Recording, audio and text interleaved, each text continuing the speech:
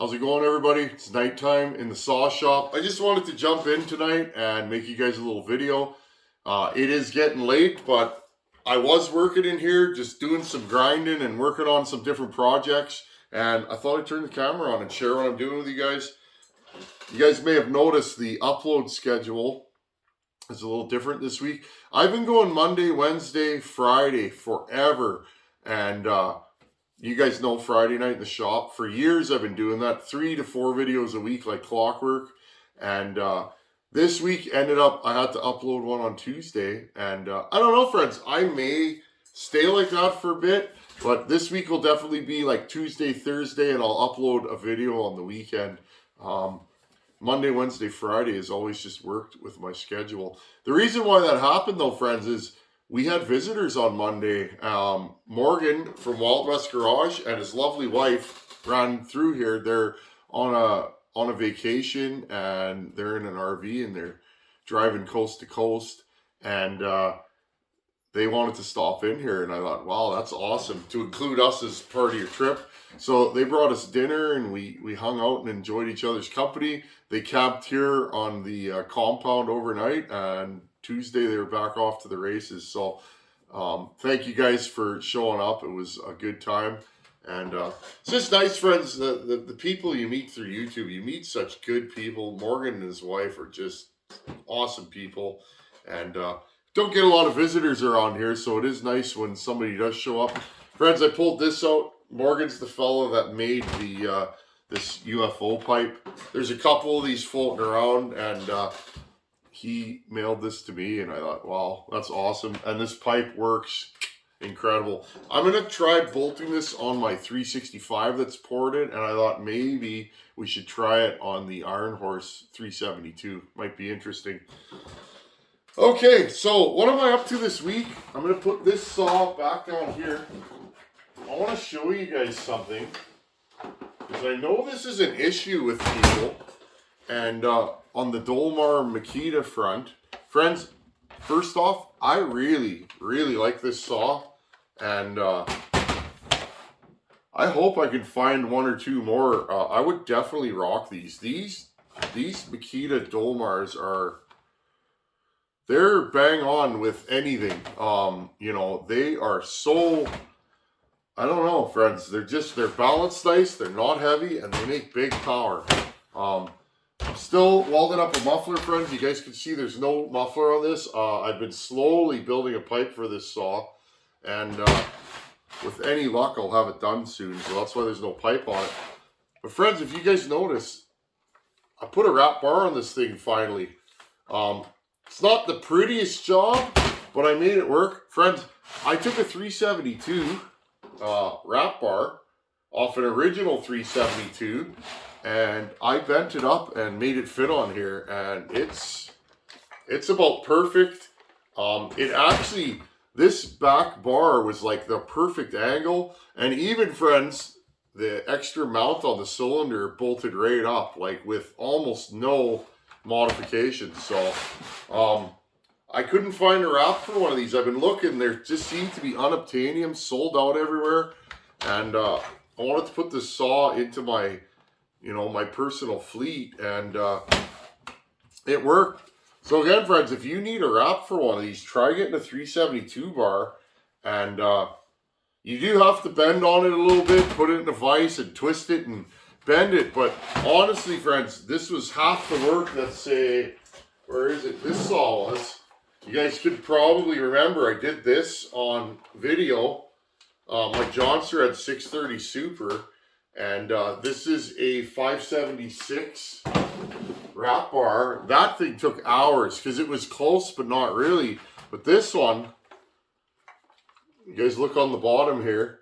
The only thing that didn't turn out nice is right here. I kind of kicked the bar, but again, it's sturdy. It's not going to go anywhere. So, and really, I mean, it's flippable now. One thing I'm going to do, friends, the oiler leaks on this, and this is a heated saw, but the heat doesn't seem to work on it. I want to take this thing apart and see if there's a broken wire or something. And then what I'll do is I'll drill a hole in here and I'll run the factory heater the factory heated wire through the handlebar and try to reattach it in here, and then I should have a heated wrap. That's the plan anyways. But in the meantime, I'm going to finish the pipe on this saw and run it some more. This thing stock with a pipe it's pretty good, friends. No, it doesn't lack in chain speed or horsepower. Stock, I did not like this saw with the stock muffler. I thought it was horrible. I'm not going to lie. I was super unimpressed with this saw. And I was like, really? I'm like, ugh. People really rave about these things. This is a 7300 model, friends. So it's the one before the 7310, I believe. But after running it, I was like, well, it's just not for me. But after I bolted a pipe on it one day, this thing's just nasty with a pipe. So goes to show you, those poor engineers, they really got an uphill battle trying to pass emissions. So, but anyhow, friends, I wanted to show you that because if you have, you know, a Dolmar on this chassis, I think it's like 6400, 6400, 7300, 7900, and then the 7310, 7910. Again, friends, I could be completely off on my numbers. But it worked, and I don't know, it took me about an hour maybe. Some of the holes lined up. I really didn't have to do that much to it. Okay, I'm going to bring you guys in, and I did some port work. I did a cylinder up for the 371, and I'm going to talk to you guys about what I did, why I did it.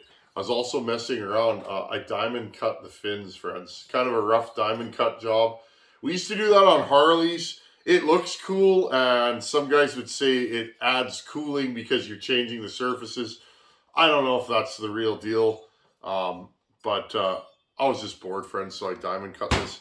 Anyhow, I'm going to bring you guys in, and I'll show you a stock cylinder and what I did, and I may be 100% off on what I'm doing to the saw, or I may be right. Again, we'll just have to find out. That's the fun of this. I'm just going to keep experimenting until I find the perfect recipe for me. It's one thing I'm always honest about, friends. What I like may not be what you like. That's 100% the deal. We all have different wood. Like, friends, I've never seen a hickory tree. They don't grow up here. You know, we got oak and elm and ash and stuff like that, but hickory don't grow down here. Or up here, water oak, stuff like that. So, you know, I get asked a lot, why don't you cut this species or that species? Well, everything up here is what it is, friends. We don't have a lot of those species up here in the north. So, sometimes, if I'm building a saw for me, friends, often, I'll focus a little more on RPM because I'm cutting smaller wood and I want a really fast saw. Whereas, if I'm sending a saw to the West Coast, I want torque because I know whoever's running it's going to be pulling a long bar. You see? So, this one here, I built for me, and I'll show you guys what I did. And let's compare it to a stock cylinder, a stock highway that's exactly the same. And I'll show you guys what I did. I'm just going to bring you guys in here. Probably not even going to cut you here because we're just having fun. Let's bring you right down. I swept the floor, so that little floor shot you guys got wasn't so bad. Okay, I'll just lower you guys here. Okay, I'll turn the light on. Here's a stock cylinder, 52 millimeter big bore. I think I've mocked this cylinder up a couple times. You guys can see there's oil marks in there. Okay, here's your stock cylinder. Here's what I did so far. I don't think I'm 100% done, friends, but I think I'm pretty close to where I want it to be. Notice, I'll go over shot for shot, because I know if you're a new reporter, people wonder, like, why did you do what you're doing? So let's discuss exactly what I did and why I'm doing it. Okay, let's start with the lower transfers. Well, you guys know me. This is a contested subject often. I like more lower transfer. Generally, on almost every saw I build, you guys notice I'll hog out the lowers. I enjoy a saw with big lowers. So, I hogged the primary and the secondary out. Notice the primary is a lot bigger. I tilted this center divider more towards the primary. Okay, I want the majority of my airflow from here, and then this just finishes off the deal, okay? You see down here, this rough spot, friends? I did that. I'm in the airflow business, friends, and rough textures will promote laminar flow. I wish I could remember. There's a if you go online and Google laminar flow, there's a bunch of really good scientific papers and university studies and stuff like that. If you're interested in airflow, and again, friends, that's what I do all day. I'm in the air movement business, so it's just kind of where my background's from. My background is definitely not two-stroke porting. I just do this for fun. But okay, so I roughened this edge here to promote airflow around the corner. Thinned this out, made it straight down. Notice I thinned this all out here and here.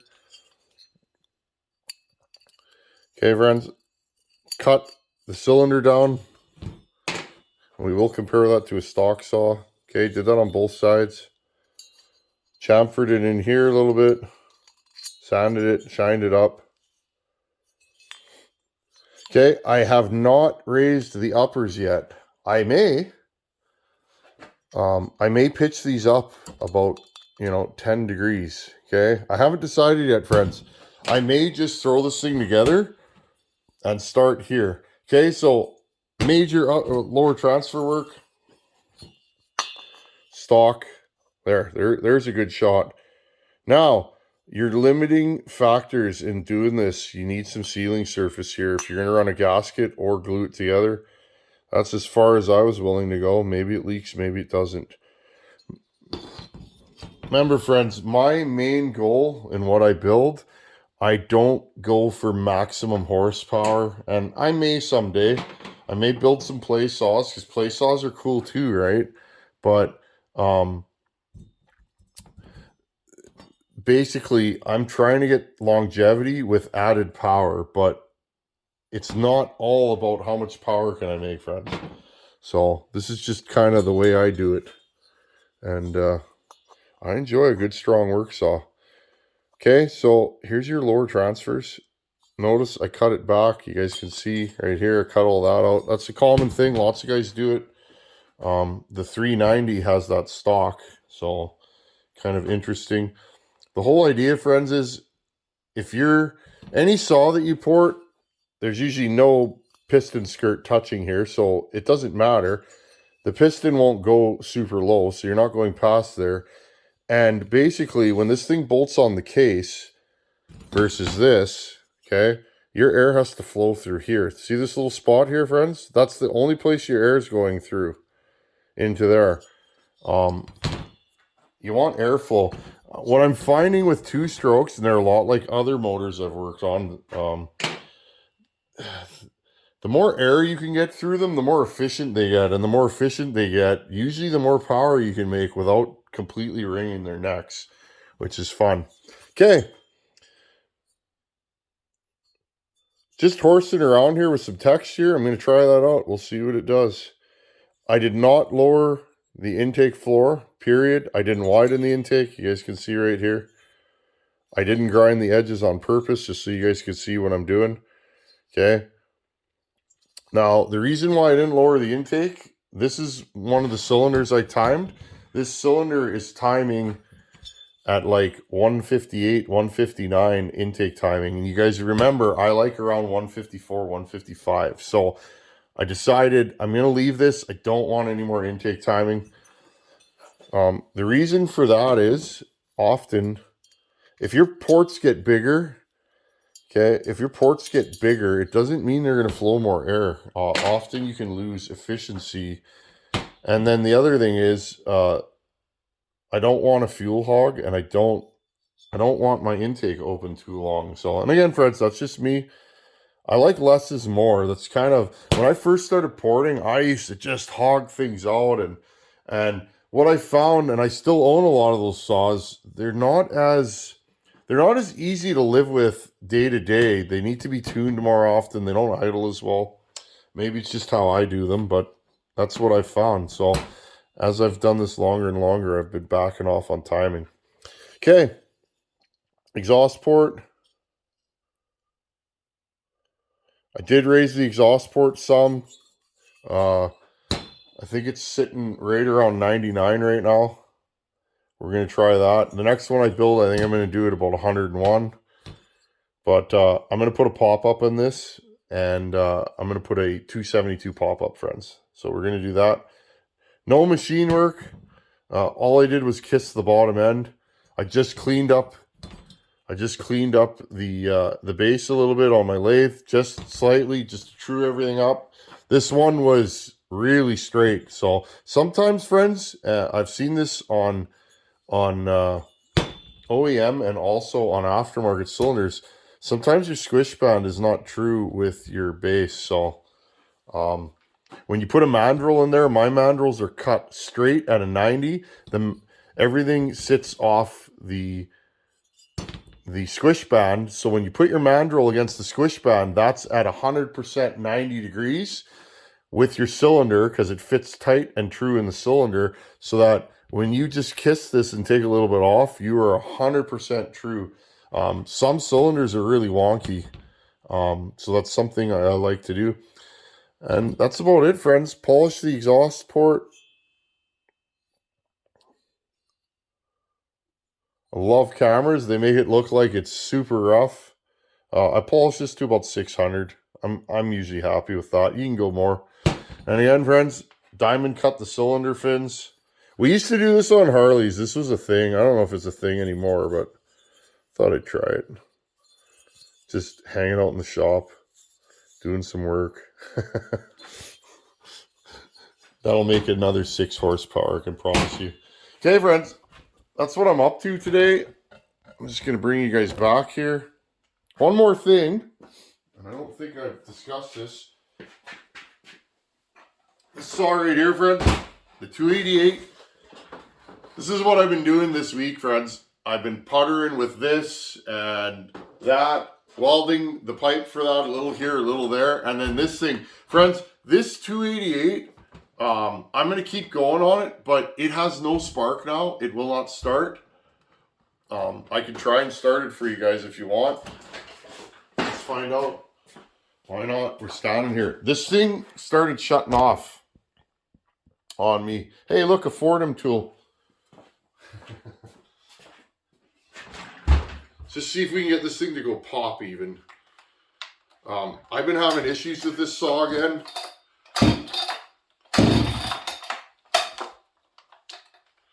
Oh, and there we go.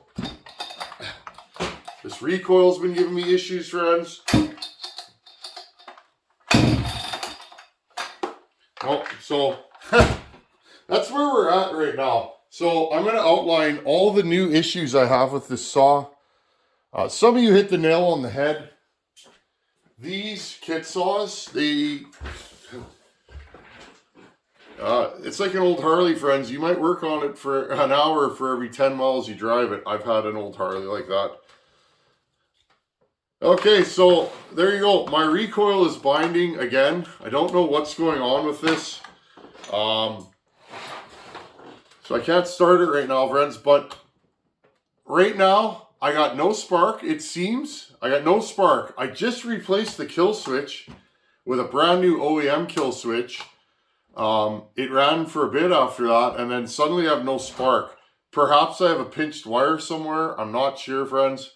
My oiler still is not working on this saw, and it's turned into one of those saws, friends. I'm trying to do a buddy a solid, and I'm almost scared to send him this thing, because it's like, I've had a lot of issues with this, and I will not send Caleb this saw unless it runs perfectly. Like, I need to get this thing running and cut firewood with it for, you know, a month, several truckloads. If it runs perfectly then maybe I'll send it. But honestly, friends, at this point, I have replaced so many parts on this saw. There's almost more OEM than there is farmertec. So the ignition is farmertec.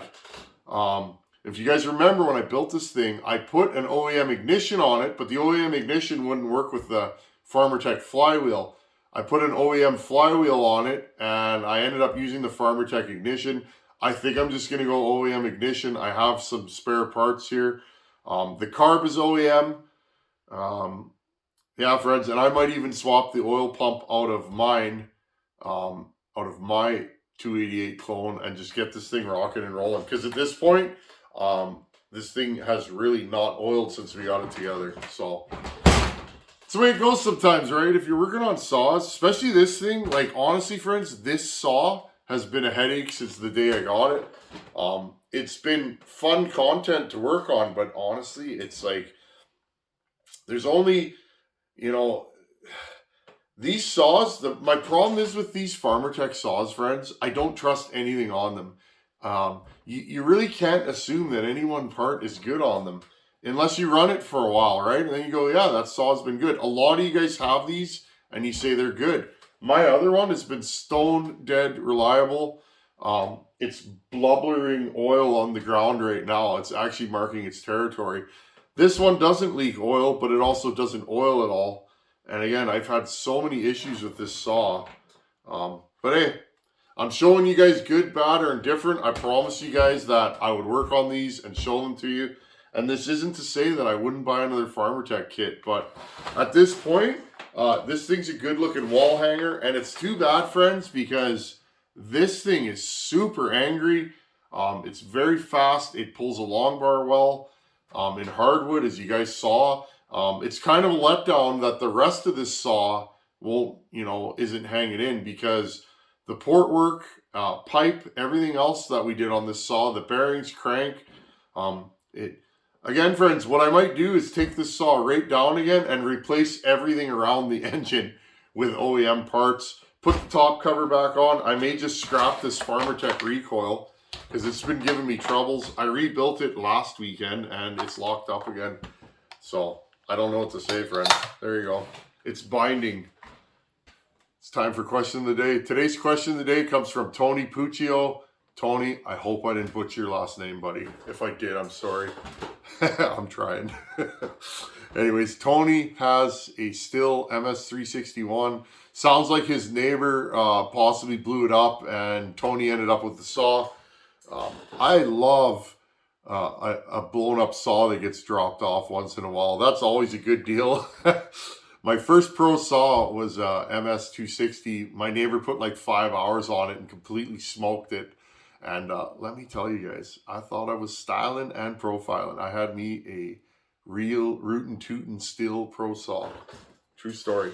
Anyways, Tony mentioned that the big end of the connecting rod is seized in the saw. Tony wants to know what is a good quality crankshaft to repair that saw. I'm not sure if they make one, but I've been really happy with the NWP crankshafts. There's an NWP crankshaft in this saw. That's the first place I would look. And of course, the second place, I think the highway crankshafts are of similar quality. I don't really have the experience with those though, but the NWPs, I've used a couple of them and I've had no issues. And these are imported saws. So Tony, I would 100% look for an NWP crankshaft. I get mine from Wolf Creek Saw Shop. So hope that helps you, Tony. Hopefully you get that saw up and running. To everybody else, keep sending those questions of the day and I'll keep putting them at the end of the video. Thanks for watching. Take her easy. Later.